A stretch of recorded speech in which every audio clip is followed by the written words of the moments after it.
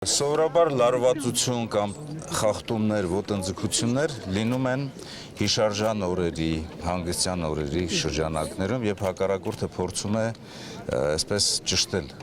զգոնությունը։ Երեք լարված է եղել իրավիճակը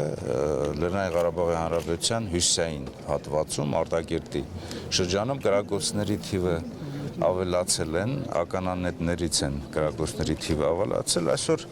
առաջի գծում գտնվող ստորաբաժանումները իրենց պաշտպանական դիրքերում են, հստակ վերահսկում են իրականությունը, իրադրությունը եւ պատրաստ են ցանկացած գործողությունների։ Պարոն նախարար, պաշտոնապես կարծես թե հակառակորդը հայտարարել է, որ եթե չեմ սխալվում, տանկ է խոցվել, ինչ Դա Ադրբեջանի պաշտոնական հերթական բացահայտ սուտն է։ Պարոն Օհանյան, 3 տեղեկություններ տարածվեցին, որ Ադրբեջանը հայտարարել է կրկին ռազմական ճանապարհով հարցի լուծմանը մոտենալու մասին։ Լայնամասշտաբ գործողությունների սկսման վտանգ կա, ինչ ենք հիմա սպասում։ Գիտեք, հիմա մենք վերահսկում ենք իրադրությունը, ձեռք է բերված ժամանակավոր այսպես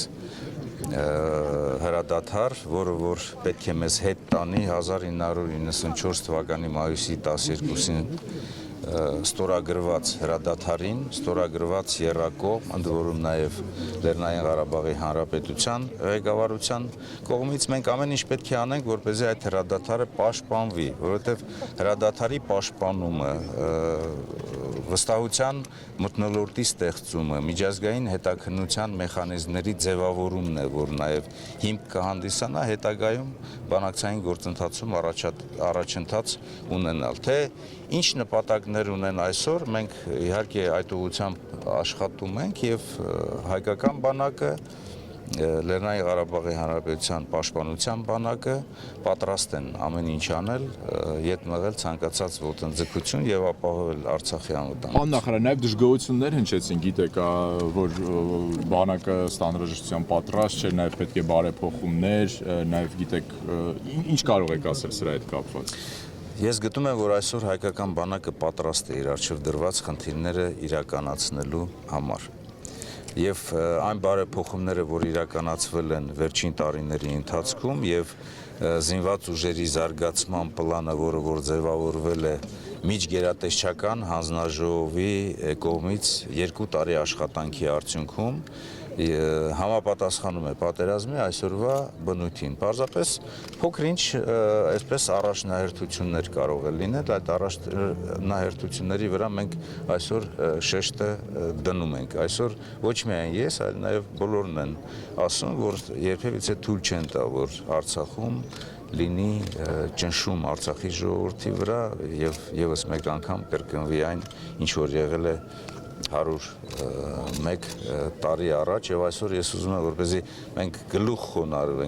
խոնարհենք ոչ միայն 1.5 միլիոն զոհերի, այլ հայրենական պատերազմի, արցախյան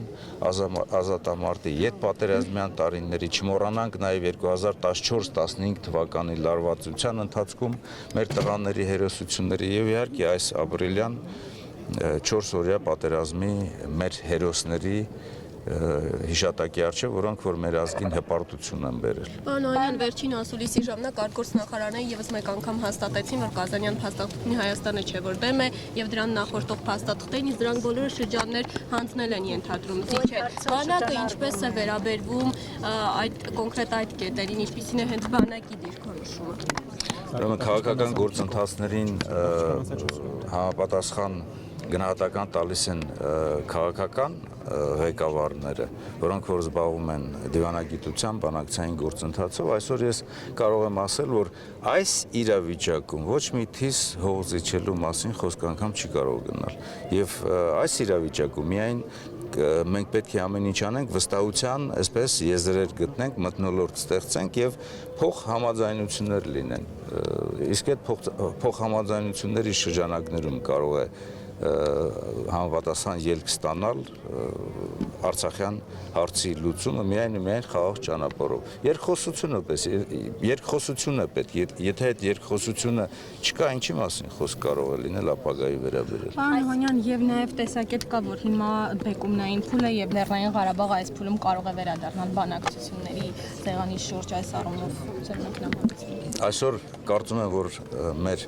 քաղաքական ամբողջ ներուժը այդ ուղղությամբ աշխատում է, իսկ անձամբ իմ տեսակետը միշտ էլ եղել է, որ ուրեմն Արցախը որպես հակամարտության կողմ պետք է մասնակցի բանակցություններին։ Այս կամ այն կերպով ինքը մասնակցում է այսօր իհարկե, բայց ինքը ամիջական մասնակիցը պետք է լինի բանակցություններին, հակառակ դեպքում հարցի լուծման վերջնական փուլում մենք պետք է Լեռնային Ղարաբաղի Հանրապետության ղեկավարության հետ նորից զրույց սկսենք։ Իսկ դրա նախադրյալները կան հիմա։ Պետք է ստեղծենք։ Դեպքում Ադրբեջանի կողմից է եղել հրադադարի համաձայնության մասին առաջարկություն, ինչու հայկական կողմը չի պնդել, որպեսզի Ղարաբաղն էլ ներգրավվի որպես կողմ։ Ղարաբաղը ներգրաված է որպես կողմ եւ կարծում եմ, որ 1994 թվականի հրադադարի մասին ստորագրված պայմանագիրը այսօր էլ գործում է։ Պարզապես այն ինչ որ ձեռք է բերվել այդ մարտական գործողությունները կանգնեցնելու համար այդ ժամանակ ձեռք է բերվել համապատասխան միջնորդությամբ, որին մասնակցել է նաեւ Հայաստանի Հանրապետության զինված ուժերի գլխավոր շտաբի։ Պարոն Մանյան, արդեն բավականին ժամանակ անցել է, վերլուծություն կատարել եք, հնարավոր էր այնպես արձագանքել կամ այնպիսի մեխանիզմներ ունենալ, որ ավելի քիչ զոհեր ունենային կապիտալյան դեպքերի արդյունքում։ Դուք ինչ եք կարծում, վերլուծություններ չեն կարել, եթե այսօր մեր նաև տեղեկատվական դաշտն է հեղեղված համապատասխան փորձագետների, չգիտեմ, վերլուծաբանների վերլուծություններով, ապա բանակի ղեկավարությունը անմիջապես է անցել վերլուծության, ընդ որում այդ վերլուծությունները մենք կատարել ենք հենց անմիջապես մարտական գործողությունների ընթացքում Լեռնային Ղարաբաղի Հանրապետության պաշտպանության բանակի հետ միասին։ Վերլուծության արդյունքում կարող եմ ասել, որ ուրեմն դրական կողմերը այն ամենը ինչ որ բերել է այս մարտական գործողությունների ընթացքում չթույլատրել հակառակորդին